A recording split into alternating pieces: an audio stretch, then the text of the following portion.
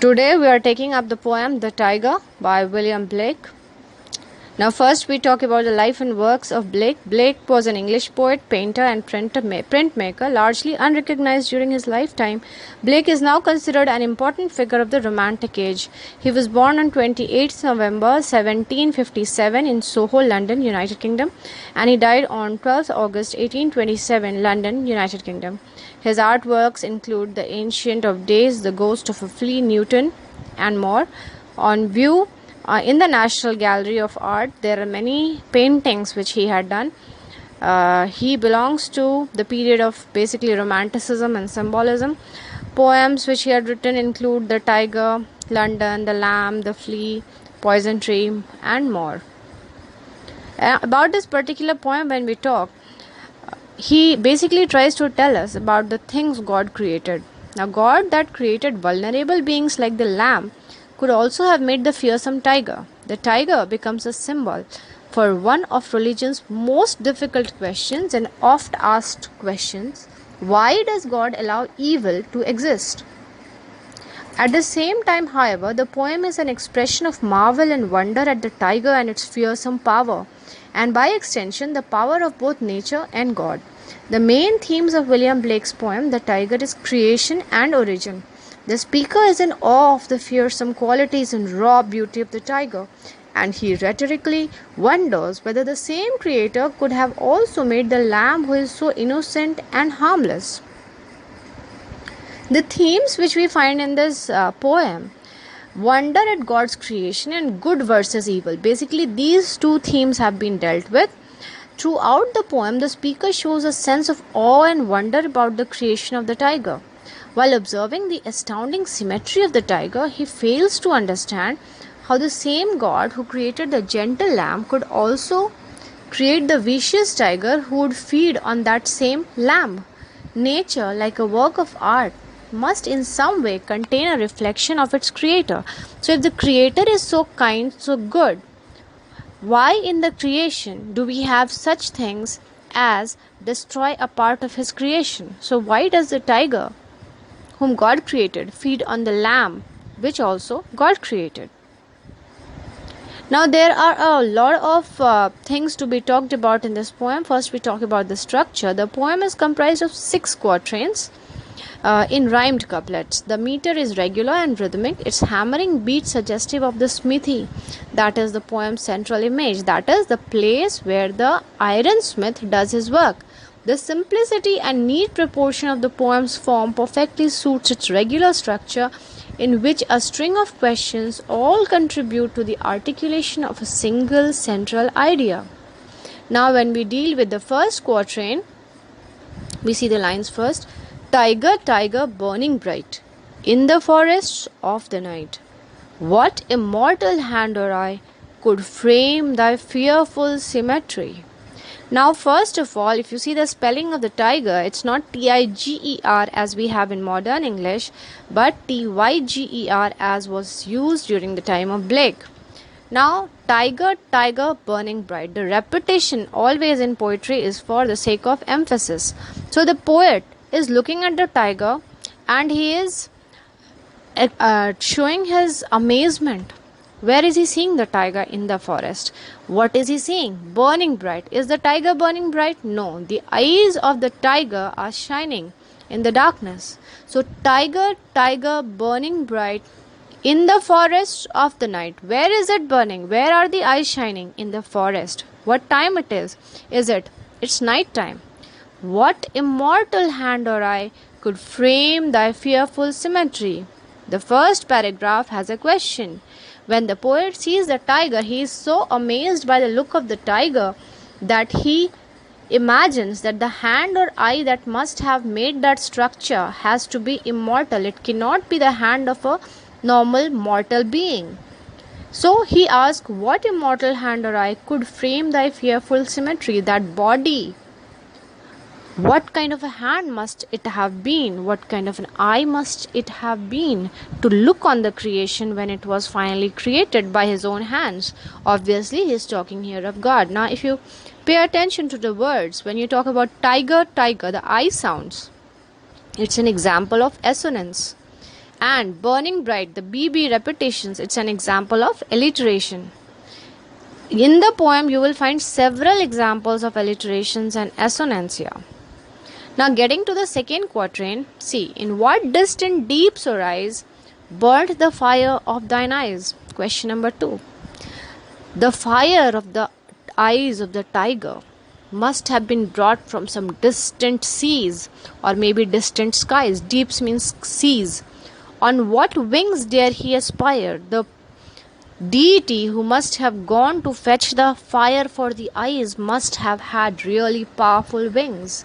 What the hand dare seize the fire? What powerful hands must those have been which had the capacity to seize that fire and then put it in the eyes of the tiger?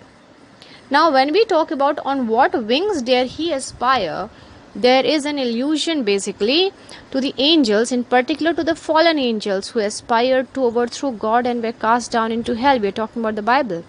This would suggest that the speaker is inclined to believe that the force who made the tiger is not God but a demonic power in opposition to God. It is often seen also as a possible allusion to the classical tale of Icarus. Now, Icarus desired to fly and his father made him wings of wax. But then he flew a bit too close to the sun and his wax wings melted. As a symbol of humankind aspiring beyond its limit, it suggests that this creator is being extremely audacious in creating this beast, almost going beyond his own limits. And then we say, what the hand dare seize the fire? Now, many critics see here a possible allusion to Prometheus, who stole fire from the gods to help humankind.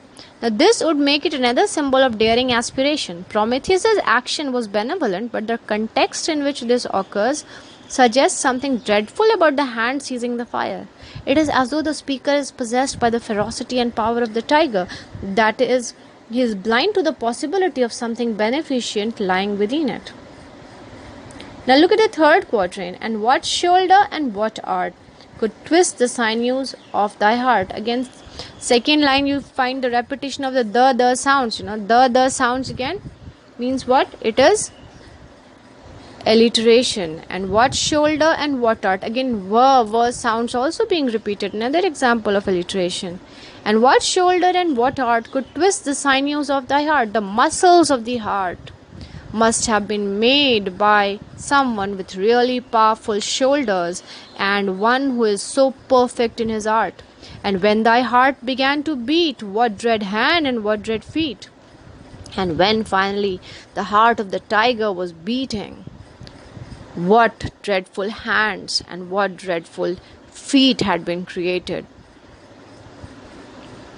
Fourth quatrain. What the hammer, what the chain, in what furnace was thy brain? What hammer, what chain, and what kind of furnace, anvil? Now look at these words which have been used. All have a reference to a smithy, a place where a blacksmith works. All these are his instruments. Now the anger which we find in the tiger, the brain must be so heated. It cannot have been formed normally. It has to be formed in a blacksmith's forge. What the hammer, what the chain, in what furnace was thy brain? So furnace basically is a place where you melt the iron, so hot it is. So the brain must have been formed in some furnace. What the anvil, what dread grasp dare its deadly terrors clasp? The grasp with which that brain must have been held must have been really very deadly. Hammer, furnace, anvil. This is an allusion basically to Hephaestus, the Greek blacksmith god of fire. His symbols are a hammer and anvil. Some legends say that Prometheus stole fire from Hephaestus' forge and was punished by him. It would suggest that this creator is seen as demonic rather than benevolent. Fifth quatrain. When the stars threw down their spears and watered heaven with their tears, did he smile his work to see? Did he who made the lamb make thee? Now in these final lines we find that when this terrible creature was finally formed and the stars looked at the creation, they just surrendered in utter desperation. They threw down their spears. And putting down the weapons is always it's a sign of surrender. So they threw down their spears. The second reference also is the rays of the stars coming down. And watered heaven with their tears. So the dewdrops falling were basically the tears of the stars. Why? To see that terrible creation. Did he smile his work to see? When finally God had created this tiger, did God smile to see that tiger? Did he who made the lamb make thee? The poet is utterly confused. How could the same God who made the tiger, who is so terrible and so ferocious, how did he make that same creature, lamb? How did that same God made that small creature lamb, so innocent, one who will never harm anyone?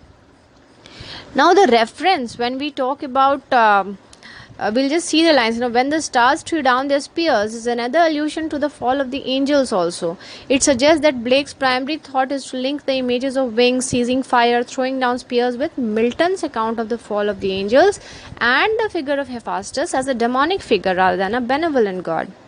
The use of this complex image suggests the mind of the speaker. He sees ferocious power and energy at the heart of creation, his language suggesting the fascination this vision exerts. Now, one more thing we need to see here when there's a reference to lamb. Did he who made the lamb make thee? The lamb also has a reference to the Lamb of God, that is Jesus Christ, who came on earth and died for the sins of mankind. So, the same God who sent his son on earth to die for the sins of mankind, how could he have created such a terrible beast as the tiger? We look at the 6th quatrain. Tiger, tiger, burning bright in the forest of the night. This is basically a repetition of the first paragraph, and so I talked about the 5th quatrain as a final one, because this one is basically a repetition, the 6th quatrain, with just a single change. Tiger, tiger, burning bright in the forest of the night, what immortal hand or eye dare frame thy fearful symmetry? So in the first paragraph, first quatrain, it was could frame thy fearful symmetry. Here it becomes dare frame thy fearful symmetry, meaning what immortal hand or eye has the courage to make this terrible symmetry of a tiger. Here the same repetitions you find in tiger, tiger, you have TT repetitions, that is alliteration, and I sounds repetitions, that means it is assonance there. Burning bright, BB sounds repeated, you find that is an example of alliteration.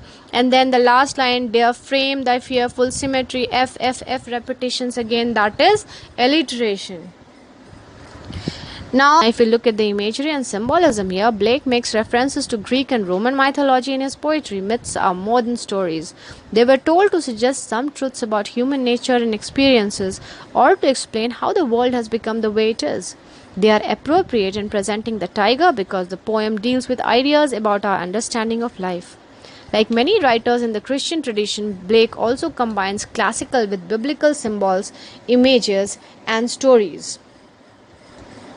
Now, if we look at the rhetorical devices, we find literary devices, we find the rhetorical questions there, like what the hammer, what the chain, in what furnace was thy brain, what the anvil, what dread grasp. So you have a lot of rhetorical questions there, and it's just posed to make the point clear. It is not made there to expect any answers. Now, if you look at the personifications being used, it's like, when the stars threw down their spears and watered heaven with their tears. That's an attribution of human qualities to inanimate things. So that means he is considering the stars as humans.